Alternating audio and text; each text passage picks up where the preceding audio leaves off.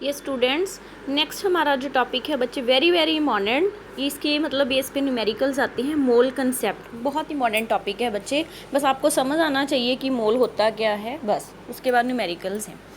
मोल concept actual में क्या होता है, आपने 9th में भी किया है कि जैसे हम मार्केट में कोई चीज़ लेने जाते हैं, है ना। मान लो आपने 12 पेंसिल चाहिए आपको, तो आप ये थोड़ी कहते हो कि 12 पेंसिल दे दो, आप क्या कहते हो, 1 दर्जन पेंसिल ही दे दो, आधी दर्जन पेंसिल ही दे दो, आधी दर्जन नोटबुक से दे दो। दैट मीन्स हमने क्या किया है, 12 के लिए एक फ़िक्स कर दी वैल्यू 1 डज़न, है ना। जब भी हम 1 डज़न बोलते हैं तो दैट मीन्स वो क्या होता है 12। हाफ डज़न बोलते हैं तो दैट मीन्स 6, 2 डज़न बोलते हैं तो 24।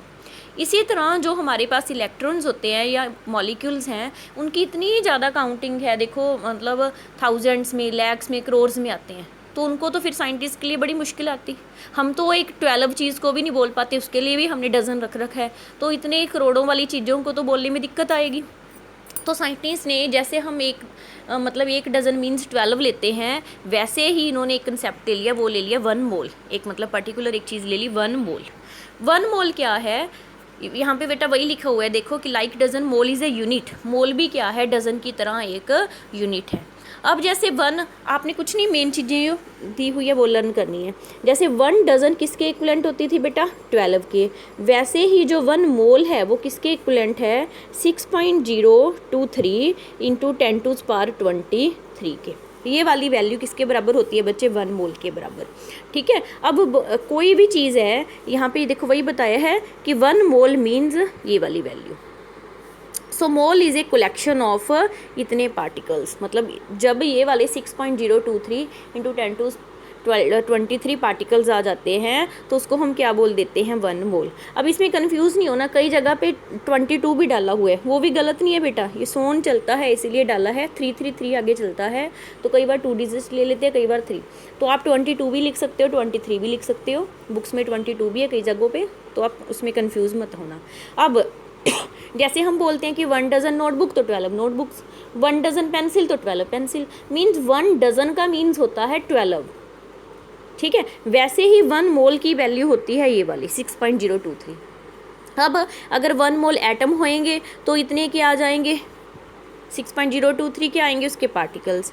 अगर 1 मोल ऑक्सीजन के मॉलिक्यूल्स हैं तो उसमें इतने के आ जाएंगे एटम।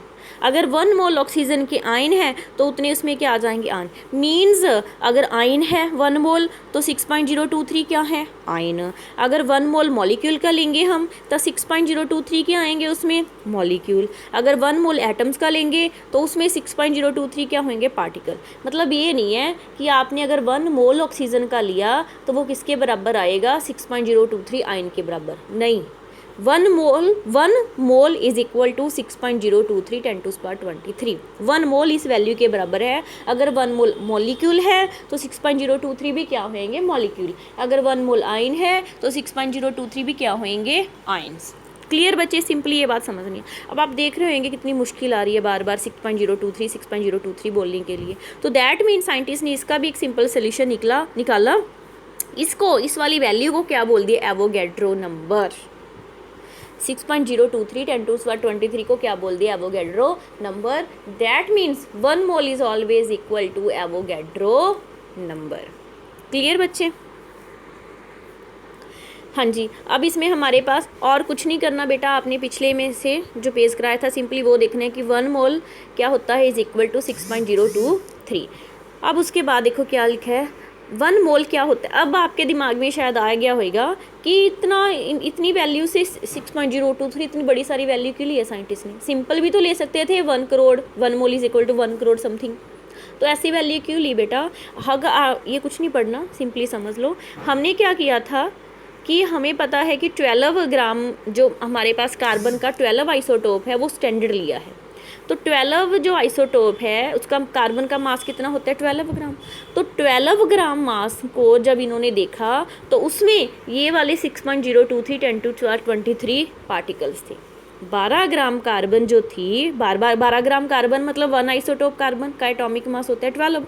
तो 1 उसका जब वेट देखा, उसमें जब पार्टिकल काउंट किए तो इतने पार्टिकल थे। अब हर एक चीज़ इसमें स्टैंडर्ड क्या लिया है, कार्बन 12। तो यहाँ पे भी फिर कार्बन 12 में जितने पार्टिकल्स होते हैं उसी वैल्यू को स्टैंडर्ड लेके क्या ले लिया, 1 मोल। ठीक है बच्चा। तो ये सारा कुछ आपके समझने के लिए, आप रीड कर सकते हो समझने के लिए, बट लर्न करने की ज़रूरत नहीं है, मतलब रट्टा लगाना नहीं है इसमें। तो 1 मोल की डेफिनेशन देख लो यहाँ पे क्या हो गया, द अमाउंट ऑफ सब्सटेंस, 1 मोल किसके इक्विवेलेंट है फिर, अमाउंट ऑफ सब्सटेंस, किसी भी सब्सटेंस की वो वाली amount which contain the same number of particles as are present in 12 gram of carbon, किसी भी सब्सटेंस की वो वाली अमाउंट जिसमें उतने ही नंबर ऑफ पार्टिकल्स हों जितने 12 ग्राम कार्बन में हैं। क्लियर, 12 ग्राम कार्बन में जितने पार्टिकल्स थे उतने ही पार्टिकल जब मतलब किसी भी चीज़ की कितनी अमाउंट में होते हैं तो उसको हम बोल देते हैं उसका 1 मोल। ठीक है, जैसे मान लो क्या, हाँ जी, अच्छा ये तो आ गया पार्टिकल्स के केस में। अगर हम गैसेस की बात करें तो गैसेस के केस में तो वॉल्यूम आता है, तो वहाँ पे एनटीपी मीन्स क्या होता है बच्चे, नॉर्मल टेम्परेचर प्रेशर, या इसकी जगह पे एसटीपी भी लिखा होगा, S for standard temperature pressure. जब भी ये वाली वैल्यूज़ आएंगी एसटीपी या एनटीपी, तो वहाँ पे 1 मोल किसके इक्विवेलेंट ले लिया, 22.4 लीटर की। क्लियर, तो एसटीपी या एनटीपी 1 मोल किसके इक्विवेलेंट होता है बच्चे, 22.4 लीटर की। देखो 1 मोल ऑफ गैस किसके इक्विवेलेंट है, 22.4 litre of volume at NTP. अब 1 मोल ऑफ एट आपको पता ही है। अच्छा सेकंड चीज़, अब बस और नहीं कुछ करना, एक चीज़ समझने वाली दिमाग में समझो कि जैसे हम क्या देते हैं, अब पहले बनानास थे, बनानास की एग्जांपल ले रही हूँ क्योंकि वो आजकल वैसे ही चल रहे हैं। पहले बनानास हम डज़न में लेते थे, अब बनानास डज़न में नहीं मिलते। अब आप शहर में देखेंगे तो बनाना को केजी के वेट में दे रही है, 1 किलो 60 रुपये दे है जी, 1.5 किलो 100 दे है जी, मतलब वो डज़न का हिसाब ही ख़त्म हो गया उसमें। तो ऐसे ही मान लो हमने क्या कहा, हमने किसी बुक शॉप पे गए, हमने उनको बोला कि हमें 12 मतलब 1 डज़न बनानास की दे दो, ठीक है, बट वो कहते हैं तो मैं किलो के हिसाब से दूंगा। तो हम कहेंगे चलो कोई बात नहीं, हमें 12 बनानास चाहिए, आप क्या करो 1 डज़न मतलब 12 बनानास को वेट कर लो जितने किलो बनते हैं बस, ठीक है ना, आप किलो के अकॉर्डिंग वेट ले लेना, हम डज़न, हमें तो डज़न ही चाहिए, 12 ही चाहिए, तो 12 का आप वेट ले लो। तो वहाँ पे जब 12 बनानास, 1 डज़न बनाना को उसने वेट किया तो वो किसके बराबर आ गए, मान लो 2 किलो के बराबर आ गए। ठीक है, 1 डज़न बनाना किसके इक्विवेलेंट आए, 2 किलो के बराबर आए। उसने बोला कि 1 किलो 60 रुपये के हैं, तो दैट मीन्स 2 किलो कितने के हुए, 120 के, है ना। तो हमने क्या लिया, हमने तो डज़न के अकॉर्डिंग लिए 12 के लिए, तो 12 बनानास किसके बराबर आए बच्चे, 120 रुपीज़ के। तो दैट मीन्स ऐसे ही हमारे पास एटम मॉलिक्यूल्स होते हैं, उसमें भी क्या होता है कि जब 1 मोल होता है, अब हमने क्या किया कि 1 मोल किसके बराबर था बच्चे, एवोगैड्रो नंबर के बराबर, है ना। 1 मोल किसके बराबर होता है, एवोगैड्रो नंबर के बराबर। मान लो कार्बन की ही बात कर रहे हैं तो कार्बन का मास भी तो होएगा। अब कार्बन का मास कितना होता है बच्चे, 12 ग्राम। तो दैट मीन्स जो 1 मोल है अगर गिनती करेंगे तो इस गिनती के बराबर है, जैसे 1 दर्जन किसके बराबर होती है, 12 के बराबर। बट अगर वेट करेंगे तो 1 मोल किसके बराबर है, 12 ग्राम के बराबर, क्योंकि जैसे हमने बनाना उसको वेट किया 2 किलो तो वो भी तो 1 दर्जन के बराबर ही आए। समझ आया कि नहीं आया।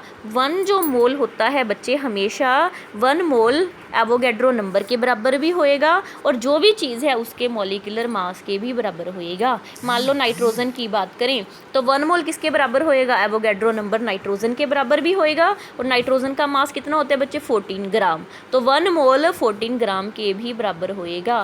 That means 14 gram is equal to Avogadro number, 1 mole is equal to 14 gram, 1 mole is equal to Avogadro number. ठीक है, तो यहाँ पे यही बताया हुआ है कि जो 1 मोल होता है वो चीज़ के मास के भी बराबर होता है।